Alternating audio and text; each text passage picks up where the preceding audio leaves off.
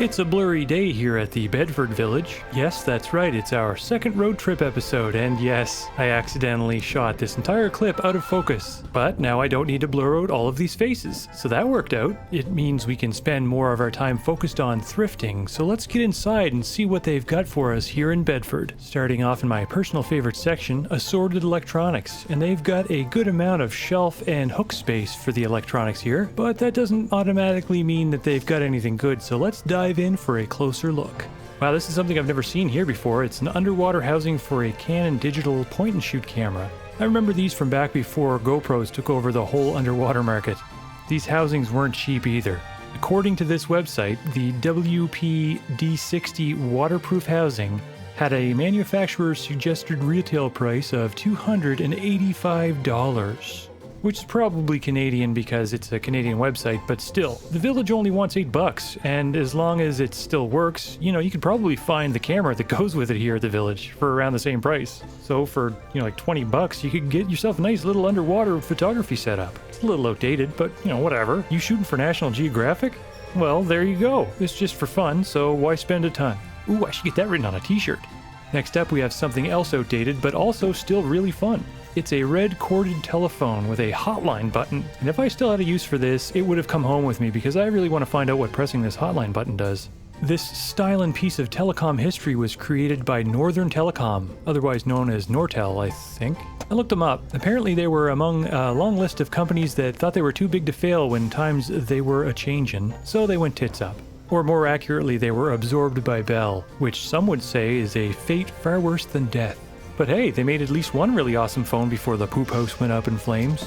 Close by they had this big container filled with video game controllers and accessories. I kinda like what they've attempted to do here. This saves a lot of space, but it's really difficult to dig through this. Plus it feels kinda degrading. I feel like I'm dumpster diving, but honestly, what's wrong with a little garbage picking?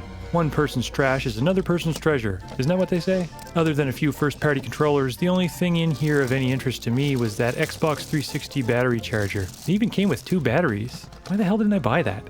Man, I was off my thrifting game that day, I tell ya. Check out this big metal beast. It's an Archer UHF VHF FM amplifier. For those of you too young to remember, Archer was a Radio Shack brand. Yeah, they thought it would be clever to use other brand names for their in-house items so people wouldn't instantly assume that they're just cheap knockoffs of better quality brands like Sony and Panasonic. It's a little shady, but whatever. It's a dog-eat-dog world, and you gotta make money any way you can. So yeah, back in the day, you had to pay extra if you wanted to run cable to more than one television in your house. But you could splice the signal to multiple televisions for no extra cost. But that dropped the signal strength, so you'd use one of these to increase the signal, which was a little shady, but whatever. It's a dog-eat-dog world, and you gotta save money any way you can. Here's a Sherwood S250 CP stereo cassette deck, and this thing is totally metal. See? So I assume it plays metal tapes. Not, Metallica and Megadeth and stuff like that. I mean, it plays the, that is not good. Wow, this thing needs some serious maintenance. But if you knew what you were doing and willing to get your hands a little dirty, you could get yourself a decent stereo cassette deck for dirt cheap. Emphasis on the dirt. Ooh, a mystery case. I wonder what's inside. Oh, it's a typewriter. I'm sure some people get frisky when they see one of these, but I don't know. It's better than using a pen, I guess. It's an Olivetti Latera 36, I guess. I checked eBay, and one of these sold as recently as Christmas Eve. They paid $80 plus another $58 for shipping. Here's a Detel Power Racer 270 racing wheel for the Xbox 360. This is a pretty good racing wheel, apparently. It's wireless and has forced feedback. Has a bunch of buttons and lights and stuff. Yep. Couldn't tell, I'm not really well versed on racing wheels. I always liked the idea of using them, but then whenever I do use them, I'm like, these aren't very good. At least the ones that I could afford aren't very good. If you're also not into racing wheels, can I interest you in these V-Smile controllers? I think they're controllers. It seems like the wires probably plug into a whatever VTech console these are made for. I could look into it, but it's VTech. Hard to justify the time and effort I'd need to invest into Googling it. Here's a power adapter for some kind of Bose speaker. Those are nice. The speakers, I mean. The power supply does nothing for me. Ooh, look at this little thing. You press a button and it dinglings. See? Alright, I'm trying to show you my dingling here, but there's some bigger dingling in the background and it's throwing me off. Now I know what you're thinking. How am I supposed to recreate all of my favorite top 40 hits with only 4 notes? Actually, you could probably do it. Kinda. There's a very overused chord progression that's in almost every pop song. It's 1, 5, 6, and 4. Hard to explain, especially if you know nothing about music theory like me, so let's move on. Wow, here's something I've never seen at a Village before. It's a Diana dress form. You can adjust the size of the neck and bust and waist by turning these little dials. And this one looks like it's in good shape, at least cosmetically. So at 60 bucks, that's apparently a very good deal because these things seem to go for $300 or $400 new. When I see something like this, I always say a little prayer in hopes that the item is purchased by a student or someone who would love to have it but they can't afford a new one. But it's a lot more likely that someone bought this and sold it for a profit on eBay. You can probably tell I don't really have much to say about this thing. I have even less to say about this thing. I wanted to lift it up to see if there's any clues on what it is underneath, but I thought maybe it was for dogs to pee on or something. Man, I don't know, I'm a cat guy. Whoa, what the hell is that? Ooh, I really hope you're supposed to sit here and not here. Otherwise, this is definitely in the wrong department, or building. Look at this. $25 for this huge bookshelf, but it probably wouldn't fit in my car.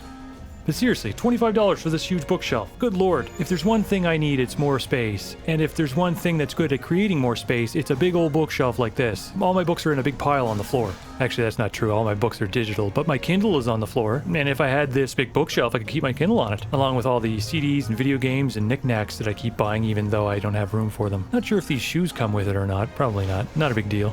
They had a modest collection of CDs on offer. Oh man, we struck gold right off the bat. Living with Diabetes, still sealed. This isn't an audio CD though. It's a multimedia CD made with Macromedia way back in 1996. But don't worry, it's compatible with Windows and Macintosh computers. I didn't buy it. I also didn't buy Chris Gaines' Greatest Hits, the album that almost completely erased Garth Brooks from the music scene. So in other words, it's one of the most important albums ever released. Here's Canada's very own Nelly Furtado. I shot this footage 4 months ago and I still can't get I'm Like a Bird out of my head.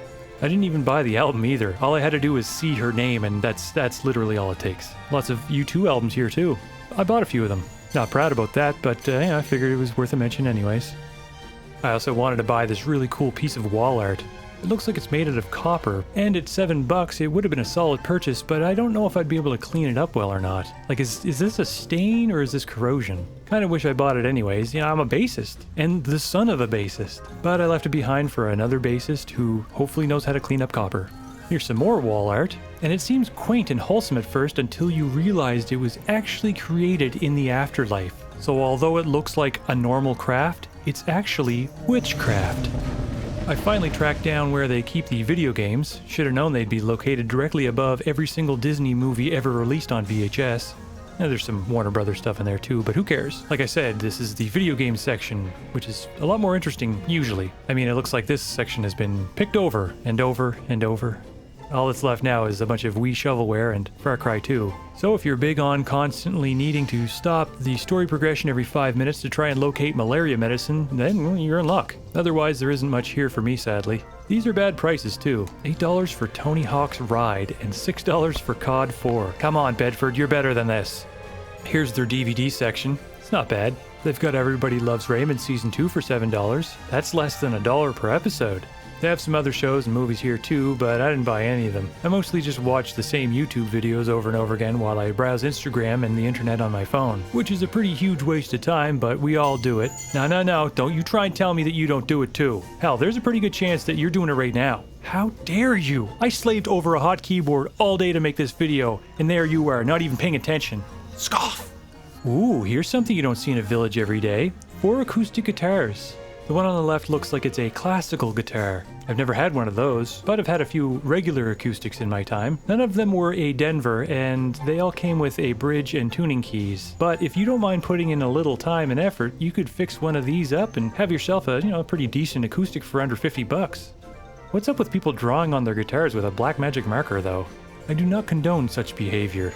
But I also try not to tell people what to do.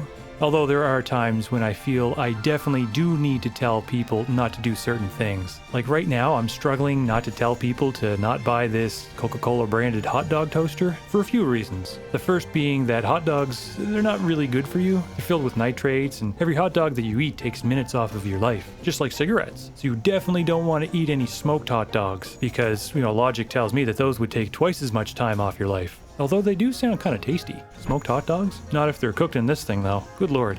Alright, we best be hitting up that glass display case before we get back on the road. And this entire section is pretty frustrating because they've got a bunch of cool stuff on that back wall, and it's behind the display case, so not a lot back there.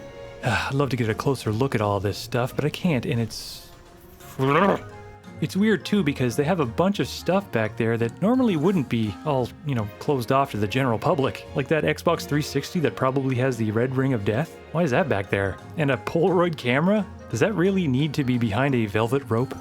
Outdated sports video games. Yeah, super important that they be kept away from the public because, they're in such high demand. 2 copies of GTA 4 and 1 copy of GTA 5 for the Xbox 360. Yeah, there's only, tens of millions of copies of those floating around in the world, so gotta make sure they're well protected, right? There's a bunch of Game Boy and PSP games up there too in baggies, but good friggin' luck trying to figure out what they are from this distance. And the glass case itself is just filled with a bunch of stupid jewelry, so whatever.